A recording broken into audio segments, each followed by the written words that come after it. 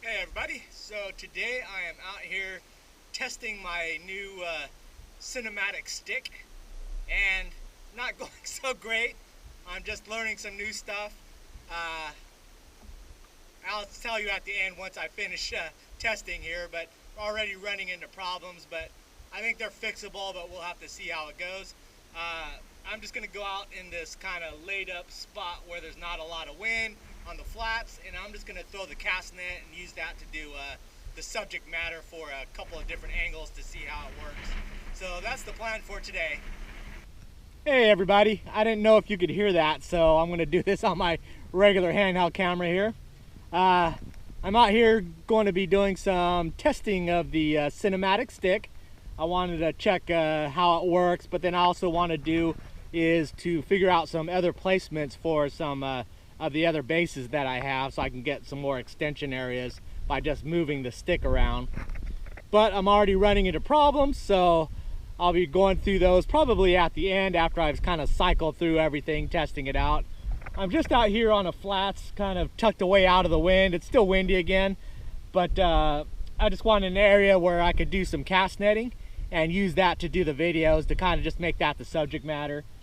So that's what we're going to do today. I'm going to check out some different angles, throw the net, see how it looks, but test out different spots, and then try to figure out areas where I'm going to put the other ram mount bases. So that is the plan.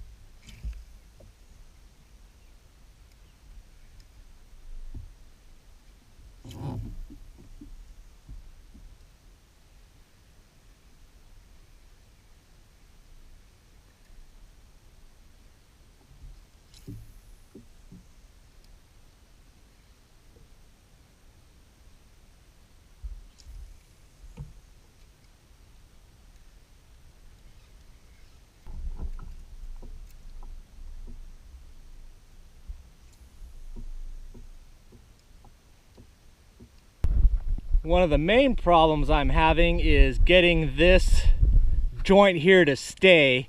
I think it's too much weight having the arm on there for the 1-inch ball, as well as it being new and smooth. It's not gripping and stopping it. I think I came up with a temporary fix, which is pour sand all over it and salt water, and to kind of get it roughed up and something that they can grasp hold of. So I think that is kind of working. Yeah, it's stabilizing it a bit, so I think that might resolve it by just, when I get home, just using some sandpaper and scuffing it up. Most likely what I should have done was gone to the bigger 1.5-inch ball, the heavier duty one, like I have on my ram mount for my fish finder. This one's fine because it's just carrying the weight here, but being a joint here, it's carrying the weight of the stick with the weight on the end of it, so it's a lot more weight than it's probably set for. But so far it's holding with the sand, so we'll see if that holds up. So yeah, I don't know if you can see it on film, but that thing is just slowly just dropping until it catches a point. But you can see how much flex there is on that. So definitely not a solid piece there. A couple of other problems I'm coming up with are, one, I think a lot of that slippage is due to this joint here, because they embed that screw way down recessed in this, in which expands this and locks it in there, is this head becomes compromised and weak, and you can see I can actually pinch it and change the form of it. So I think as hard as I clamp down on the screw, it just is soft and it just spongy and it allows it to slip. The other thing is, when you're adjusting this, is because these smaller ones are not spring loaded, so it's not cockeyed to one.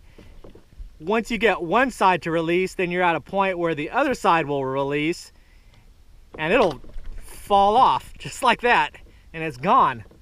So I've done that twice already. Thank God I'm here on the flats. Otherwise it would be definitely gone. So one of the things that I have to do is be very careful with that, but also I need to run a safety wire from the GoPro to the stick in case that joint fails.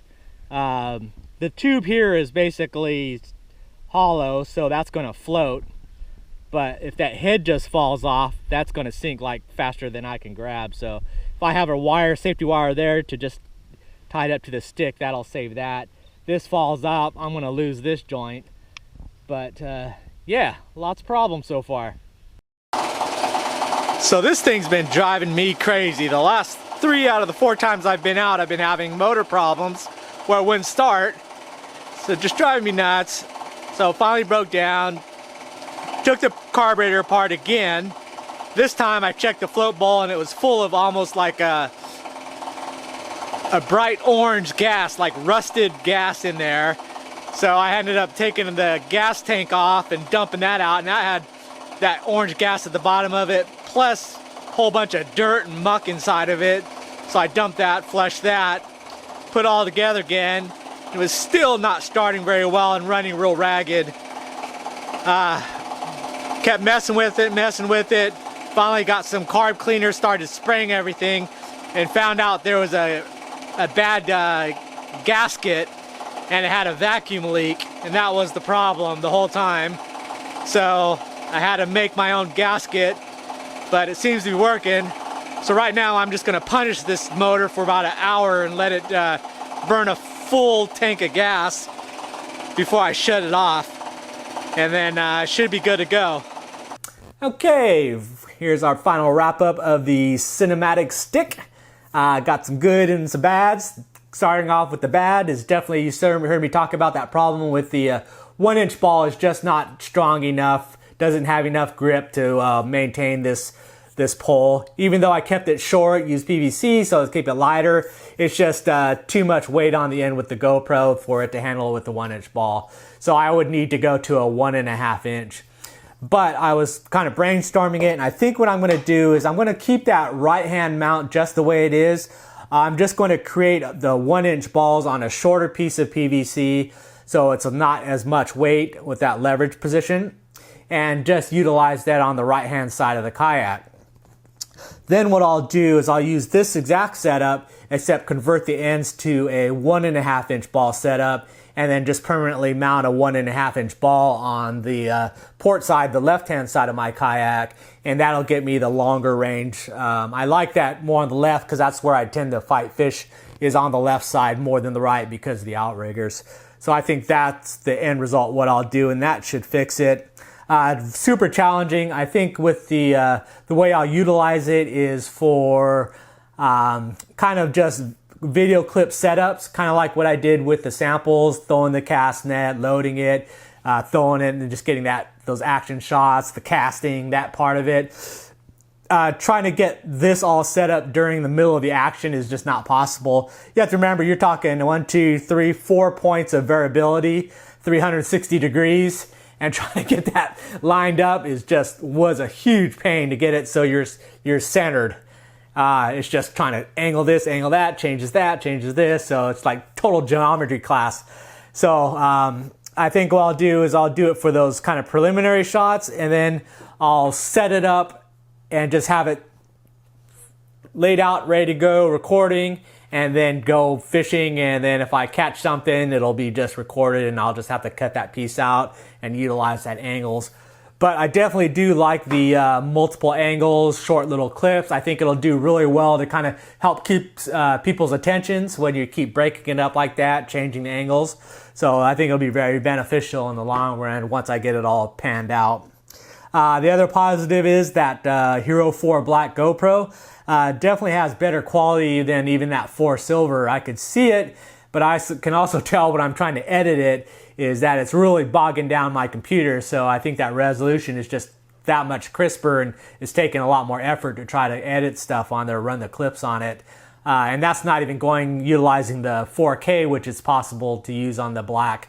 So that last time I tried to do 4K, it basically shut down my computer, so locked it up. So I don't do that anymore, but have that possibility. But anyways, that is my quick little wrap up of the cinematic stick, and some more evolving will be done. But anyways, thanks for watching, and I'll see you next video. Bye.